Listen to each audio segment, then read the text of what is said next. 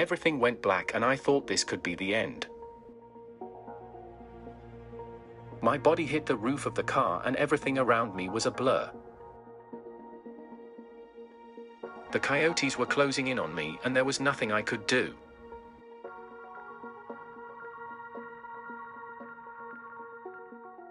As each day passed, I began to fear I would never see my family again.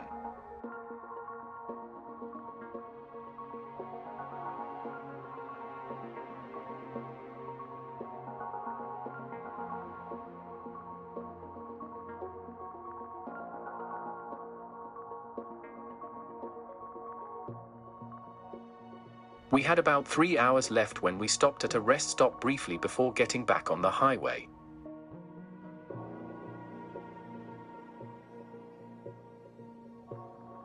I remember falling asleep in the front seat, dreaming about being back home. I had only been asleep a few minutes when all of a sudden, bam, my body hit the roof of the car and everything around me was a blur.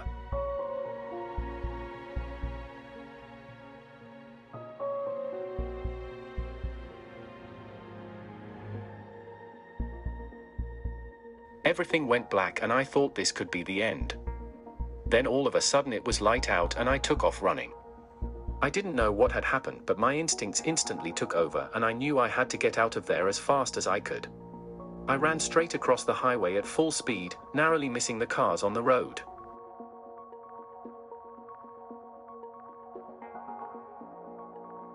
I ran through a hole in the highway fence and found myself in the woods.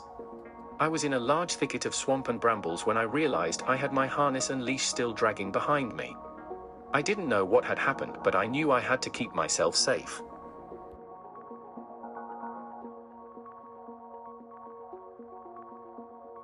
I found a place to hide while I listened to the loud noises from the highway. I realized I had scratches on my body and a cut under my eye from the crash, but overall I was all right. I heard people calling, but I didn't recognize their voices and didn't know if they were the ones who had done this to me.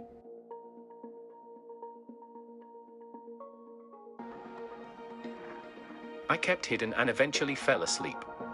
When I awoke, it was night time. I could still hear the cars on the highway, but much of the commotion had died down. I began to make my way back to where the car had crashed. There was a bridge underneath the highway with a drainage ditch where I found water to drink.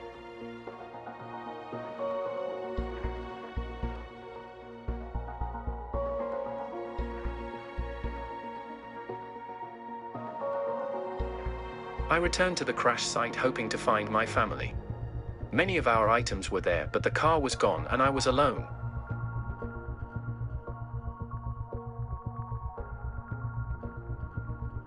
I heard coyotes off in the distance as I searched the area for my mom. The woods became thick and swampy and my leash got tangled in the thicket.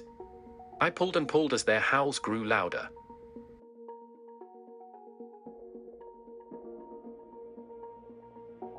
The coyotes were closing in on me and there was nothing I could do.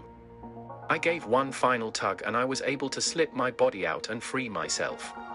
I knew I wasn't safe here and had to keep moving, but I didn't want to leave the last place I had seen my mom.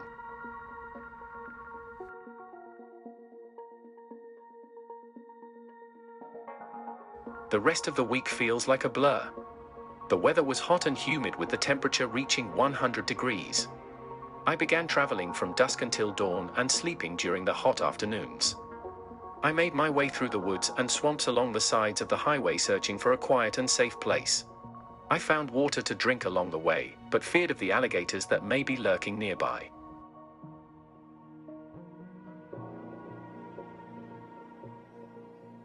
I was frightened and alone and wanted to be back home safe with my family. As each day passed, I began to fear I would never see my family again. I hadn't eaten since Sunday afternoon and I was beginning to grow weak and tired. I knew time was running out, but I couldn't give up hope. My greatest fear was never coming home again.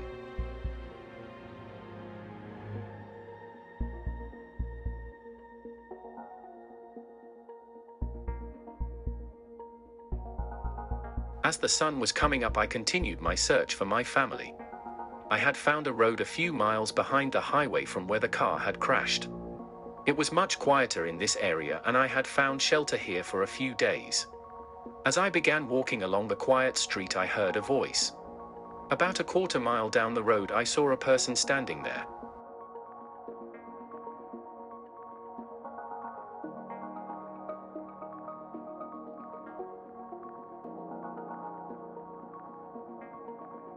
They were walking slowly in my direction and calling out to me in a voice I thought I recognized.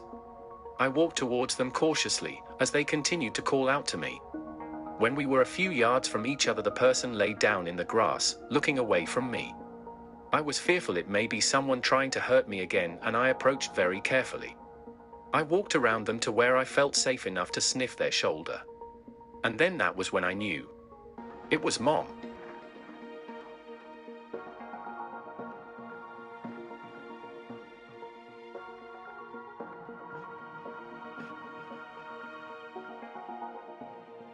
I jumped all over her and wouldn't let her out of my sight.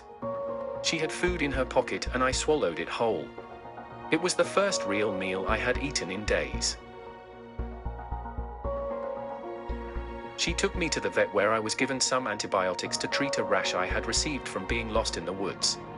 I had lost 3 pounds during that week, but otherwise was given a clean bill of health. After receiving a much-hated bath and having multiple ticks pulled off of me, I had a long sleep.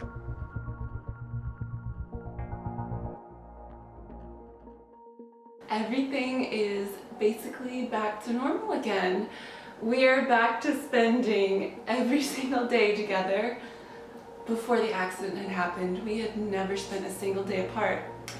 And we hope to never again. Do you want to tell them? Or should I? No, you tell them. No, you tell them. No, you. No, you tell them. No, you tell them. Okay, I guess I'll tell them. So, in order to never spend another day apart again, we're getting married. I now pronounce you husband and wife. You may now kiss.